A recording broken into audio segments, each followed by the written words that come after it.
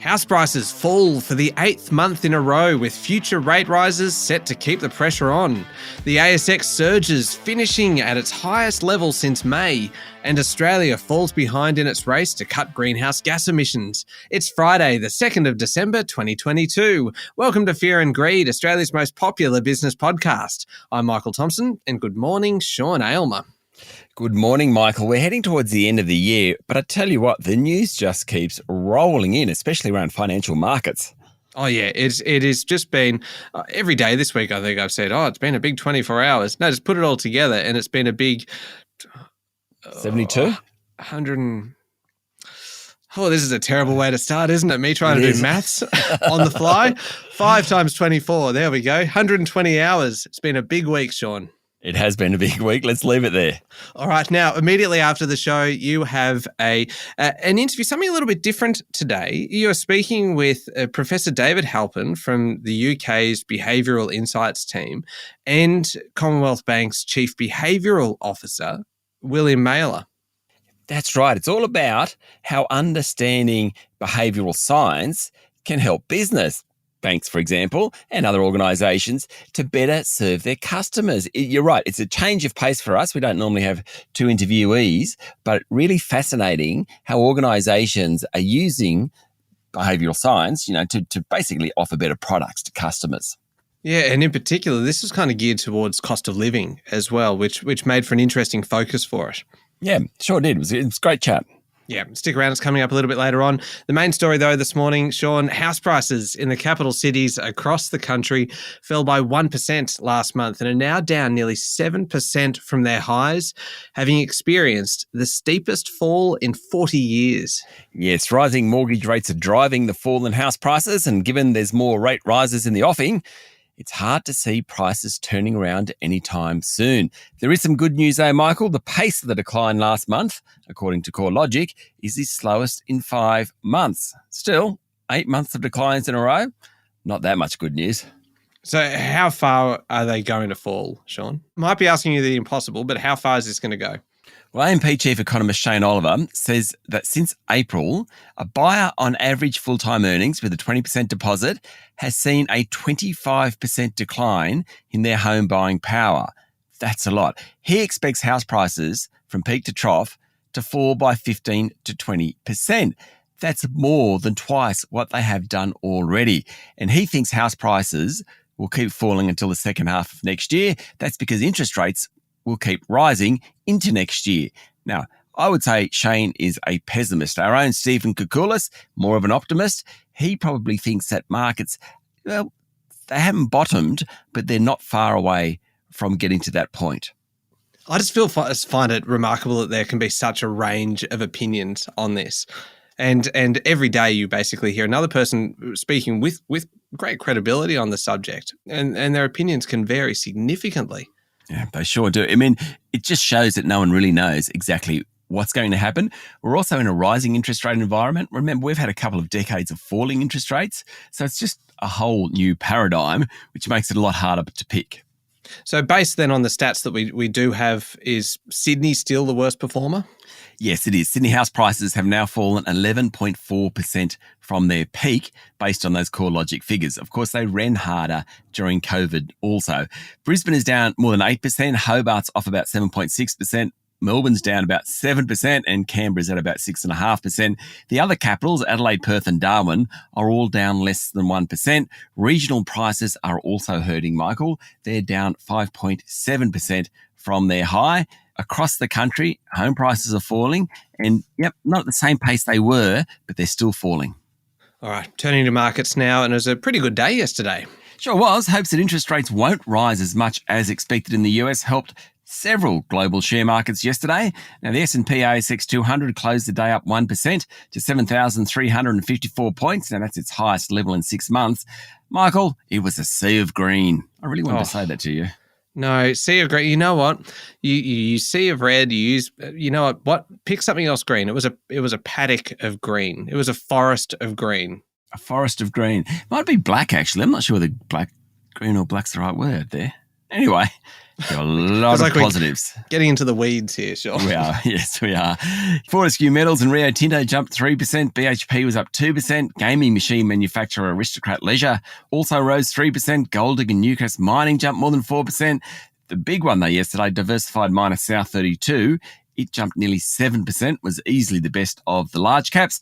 There were a couple of notable declines. Computershare fell 3%, Woodside dropped nearly 2%, CSL and Coles Group were also lower. Uranium company Ramelius Resources was best on the day, up more than 10%, while worst was property group HMC Capital, which finished 7% lower. And just quickly in corporate news yesterday, the Australian Competition and Consumer Commission is scrutinising Cochlear's proposed $170 million acquisition of a Danish hearing loss device maker. Now, the competition watchdog believes it could substantially lessen competition in a highly concentrated market. We'll see how that one goes. All right, what about international markets? I mentioned US rates a moment ago. Federal Reserve Chair Jerome Powell gave investors plenty to cheer about early yesterday morning Australian time. He said the world's most important central bank had done a lot of heavy lifting when it came to interest rates, noting there was a lag between the Fed lifting rates and the impact on the economy. He went on to say it made sense to moderate the pace of interest rate increases. Now, that moderation may commence as soon as mid-December, the next Fed meeting. Yes, inflation remains too high, Powell said, and higher rates will be required for some time. But the next rate hike in the US could be smaller than the last. That was pretty much a green flag for investors to start buying on Wall Street. And yesterday morning, the S&P 500 jumped 3% and the Nasdaq Composite finished up 4.4%. Bond and currency markets also reacted, with bonds being sold off, pushing yields higher. And currencies like the Aussie dollar benefited. It pushed past 68 US cents yesterday for the first time since September. Okay, we'll be back in a moment with the rest of the day's business news.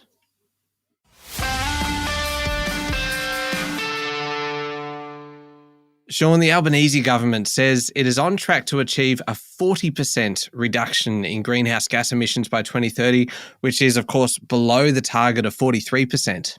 The government's 2022 emissions projection report was released yesterday, along with the climate change statement. Both are required under Australia's new Climate Change Act. The report says Australia needs to move faster across the economy to reach the legislated target. The government also released independent advice from the Climate Change Authority, which said to achieve a 43% reduction by 2030, that's our target, and net zero by 2050, the decarbonisation rate needs to be at least 17 million tonnes of carbon per year. That's 40% faster than what's occurred since 2009, which means the deployment of solar, wind and hydro needs to happen 2 to 3 times faster than it has over the past decade. All in all, we need to do a lot more. Now, Russian criminals who stole personal information from Medibank have dumped large files on the dark web filled with what's believed to be sensitive customer information.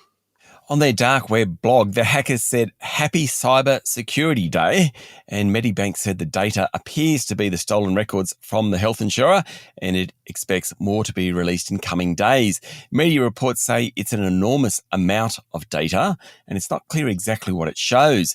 Medibank said it would support customers, including mental health, wellbeing support, identification protection, and financial hardship measures. Class action law firm Morris Blackburn has lodged a formal complaint with the Office of the Australian Information Commissioner, which can order Medibank to pay affected customers.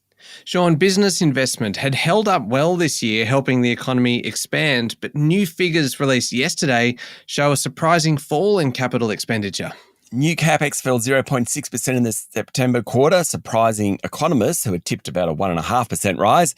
Spending in mining fell, that's where the fall came from, while investment in manufacturing and services both rose. Business investment has now slowed to less than 2% annualised. Now, business investment has really underpinned some of the growth we've seen in the economy in recent years, so it's not good news.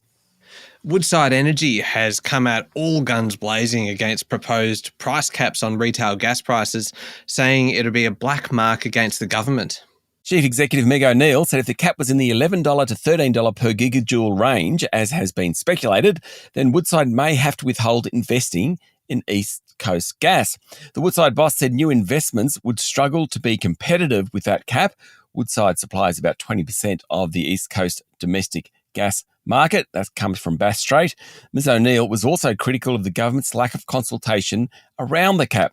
Now, the Labor government is quickly losing friends in the business community. Think about it this week. The IR reforms, they were not popular among many in the business community, particularly large businesses. Now he's taking on the gas companies. He's had a good run so far, Anthony Albanese, but the business community is somewhat tiring of him.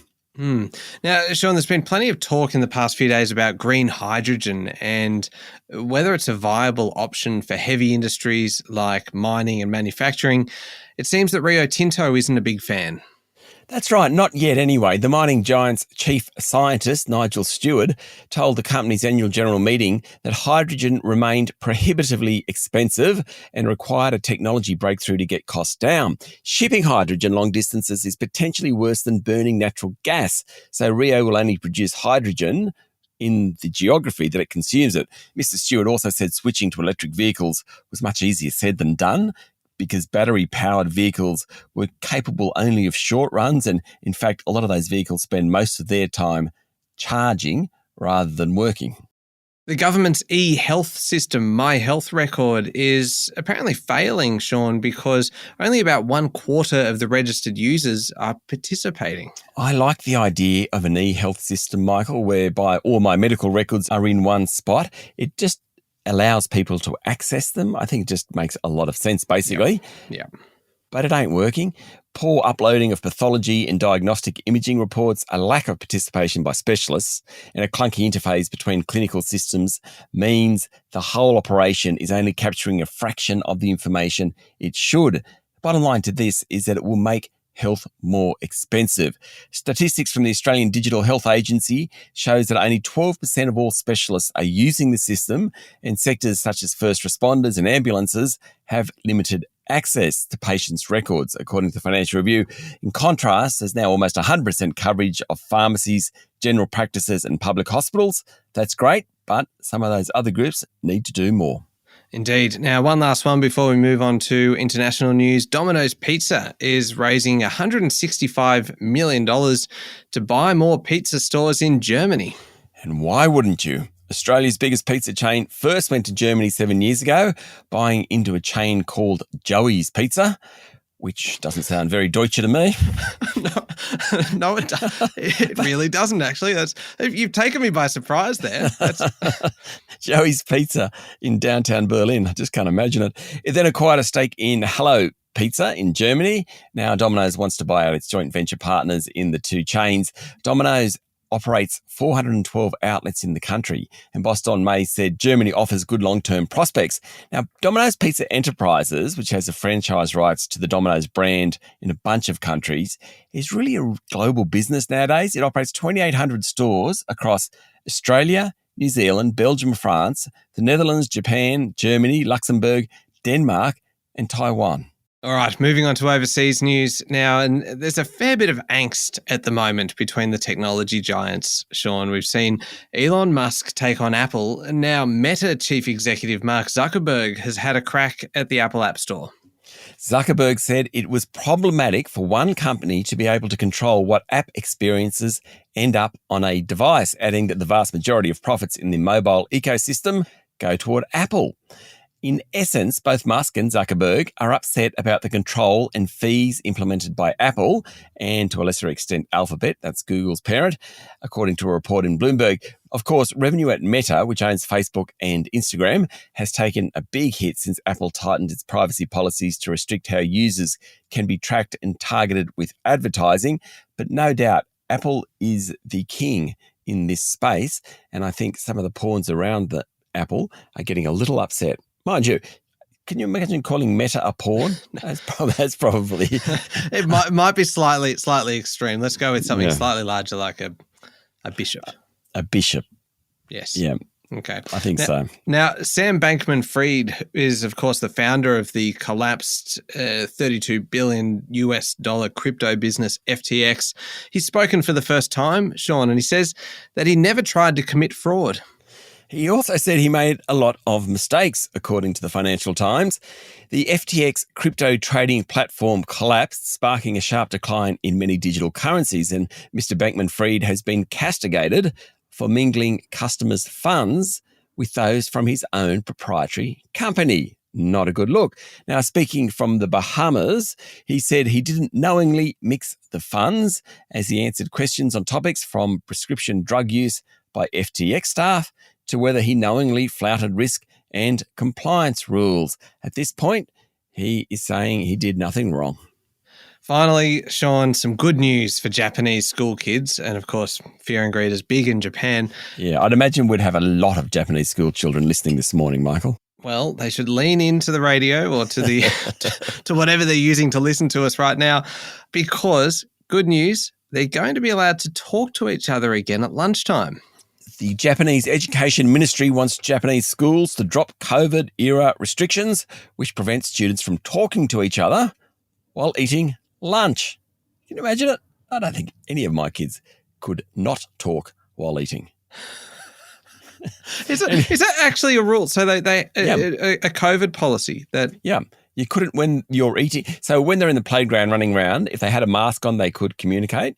But when they're eating lunch at lunchtime, they weren't allowed to talk. Oh, see, I'd kind of be okay with that because I'd prefer to read while I eat. Oh, Michael. Anyway, the ministry released guidelines on how to facilitate conversations between students again. Even that I find hilarious, the fact that you've actually got to tell kids how to talk to each other again. Anyway, Japan has been successful in minimising the number of COVID-related deaths, but at a cost. Some restrictions remain in that country, including mask wearing indoors. Now, tourists, remember, were only fully allowed into the country in October.